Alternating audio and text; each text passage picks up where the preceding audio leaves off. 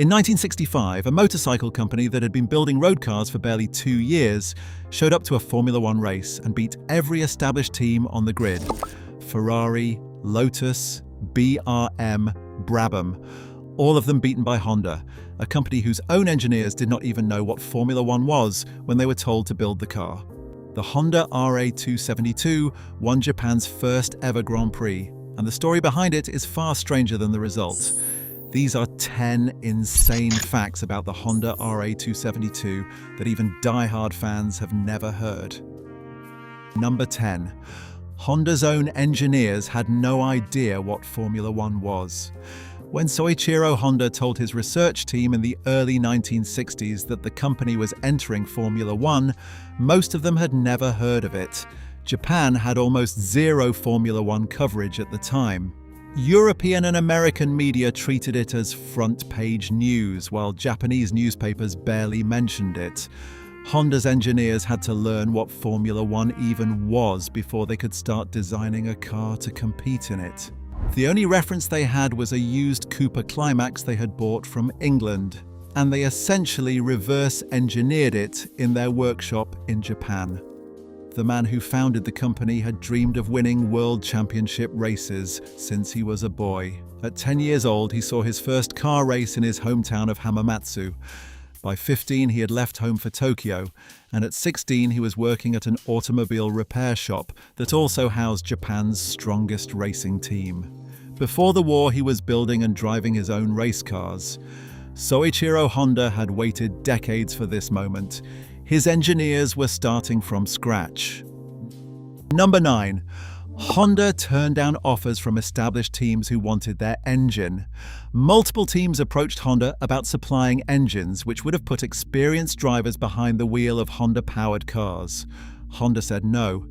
They insisted on building the entire car themselves, engine and chassis, and they demanded full control of the project from start to finish. Their logic was that Honda would learn nothing by handing an engine to a team that already knew what it was doing.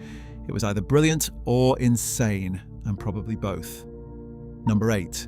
Honda's first Formula One driver had never sat in a single-seater race car before. Ronnie Bucknam was a sports car racer from California who had won 44 of his last 48 races in regional SCCA events on the West Coast. Honda engineers spotted him racing a Porsche 904 at Sebring in early 1964 and flew him to Tokyo. When Bucknam climbed into the Honda RA271, the predecessor to the RA272, it was the first time he had ever sat in a Formula car. He later described it as the most frightening experience of his life and said he personally thought he was pretty bad. Honda signed him anyway. His debut came at the 1964 German Grand Prix on the Nürburgring Nordschleife, one of the most dangerous circuits in the world, and it was the first single-seater race of his entire career. The steering failed mid-race. He survived. Honda kept building. Number 7. The engine was built using motorcycle technology that no other Formula One team would touch. Honda's 1.5-litre V12 was unlike anything else on the grid. It used an assembled crankshaft and roller bearing mounts, techniques borrowed directly from Honda's motorcycle racing program. Every other team used conventional plain bearings. Honda mounted the engine transversely, sideways behind the driver, the way you would mount an engine in a motorcycle. No other Formula One constructor had ever done this with a V12.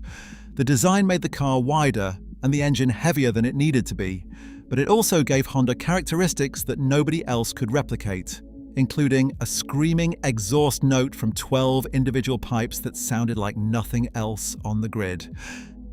Number 6. On paper, it produced the most power of any engine in the entire 1.5-litre Formula One era. The RA272E V12 had 48 valves, 4 per cylinder, and produced 230 horsepower at 12,000 revolutions per minute. By the end of the season, Honda had pushed it to 240 horsepower. Those numbers do not sound dramatic now, but in 1965 they were the highest stated output of any engine in Formula One. The car could hit the highest speeds on any straight. The problem was that Honda also built their own fuel injection system instead of buying a proven unit from a specialist manufacturer. The injectors were erratic. Engine revs would lag and then spike without warning, making the car unpredictable and sometimes uncontrollable. Honda's engineers refused to take the easy route. They insisted on solving the problem themselves, and by the final race of the season, they had figured it out. Number 5. The man Honda hired to replace Bucknam helped popularize the rear spoiler while testing for Ferrari. Richie Ginther was not famous, but he was one of the most respected test and development drivers in Formula One. Before joining Honda for 1965, he had driven for Ferrari and BRM, finishing third in the 1963 World Championship. While testing a new mid-engine Ferrari sports car in Italy in 1961, the car had problems at speed. Ginther had worked on aircraft during the Korean War, and he suggested fitting a small strip of metal across the rear bodywork to change the airflow over the tail. The mechanics did it in minutes. The car was suddenly faster. That strip of metal was one of the earliest rear spoilers used on a racing car, and the concept stuck. Every race car and half the road cars on the planet now use a version of what Ginther helped pioneer that day. Number 4. Honda's team manager was a former aircraft engineer who designed a secret weapon for Mexico City. Yoshio Nakamura had been an aircraft engineer before joining Honda. When the final race of the season came around at the Mexican Grand Prix, held at the Autodromo Hermanos Rodriguez at an altitude of over 7,000 feet above sea level, Nakamura knew exactly what to do. Quick thing before we get to the rest of this list. The data on this channel shows that over 80% of you watching right now are not subscribed. That means you are showing up for the content, but the algorithm has no reason to show you the next video. If you've made it this far, you clearly care about the stories behind the greatest cars ever built. Hit subscribe so you do not miss the next one. At that altitude, the thin air robs engines of horsepower because there is less oxygen for combustion. Every other team showed up and simply accepted the power loss. Nakamura specifically recalibrated the RA272's fuel injection system to run at peak efficiency in low-pressure conditions. While every other car on the grid was struggling for power, the Honda felt right at home. It was aircraft engineering applied to a race car, and it gave Ginther an edge that nobody else had planned for. Number 3. Ginther led every single one of the 65 laps. Starting from third on the grid in Mexico City alongside Jim Clark and Dan Gurney, Ginther passed both of them at the start and took the lead before the first corner. He never gave it back. Clark's Lotus retired with engine failure on lap 9. Jack Brabham and Graham Hill both ran into engine problems of their own. Gurney chased Ginther for the entire race and closed the gap to under 3 seconds on the final lap, but Ginther held his nerve and crossed the line first. It was the first Grand Prix victory for a Japanese car, a Japanese engine, a Japanese constructor, and the first victory for Goodyear tires. It was also Ginther's only win in over 50 career starts, and by all accounts, the most emotional. He had spent years as the dutiful second driver at Ferrari and BRM, always close but never quite on top. That afternoon in Mexico City, everything came together. Number 2. The rules changed the very next season, and Honda could never race the RA272 again. The 1965 Mexican Grand Prix was the final race of the 1.5-litre Formula One era. Starting in 1966, the rules switched to 3-litre engines, which meant every team had to design an entirely new car from scratch. Honda had spent years perfecting their V12 specifically for the 1.5-litre formula, and just as they finally cracked the code, the regulations made the car obsolete overnight. If the formula had continued for even one more season, Honda would have been among the favourites.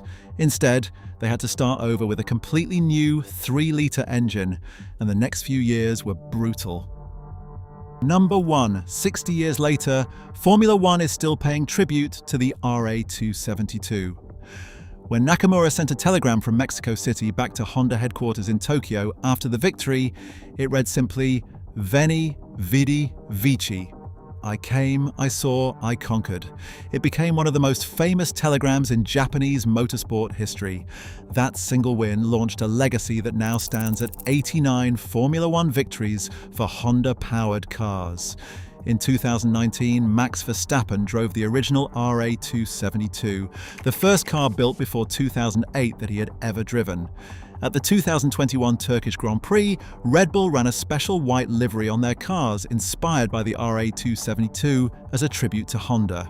They did it again at the 2025 Japanese Grand Prix to mark the 60th anniversary of Honda's first win. The car that Honda's own engineers did not know how to build became the car that an entire sport still honors 6 decades later. It lives today at the Honda Collection Hall in Japan, and Honda occasionally sends it on tour around the world, though the curators reportedly lose sleep every night until it is safely back home.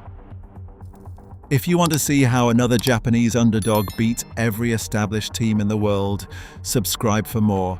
I will see you in the next one.